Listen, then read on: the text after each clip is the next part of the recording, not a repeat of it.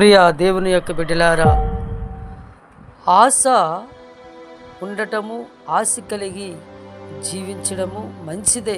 కానీ దురాశ బహు చెడ్డది. ఎందుకంటే దురాశ నుండి అన్ని దుర్మార్గాలు పుట్టుకొస్తాయి. వాటికి కన్ను మిన్ను కనిపించదు.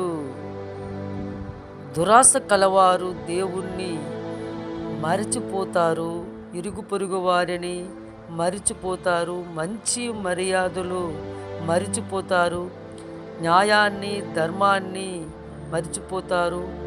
బంధుమిత్రులైన అన్నదమ్ములైన నిలువున ఆస్తుల కోసం ముంచేస్తారు. లోకములో అన్నింటిని కూడా సంపాదిస్తారు, కానీ ఆత్మను, పరమాత్ముని కోల్పోతారండి.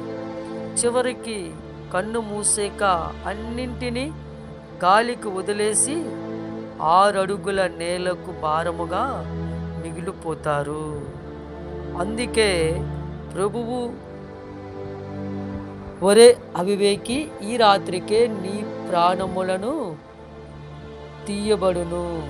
అప్పుడు నీవు కూడబెట్టినది ఎవరికి చెందును అని ప్రశ్నించారు.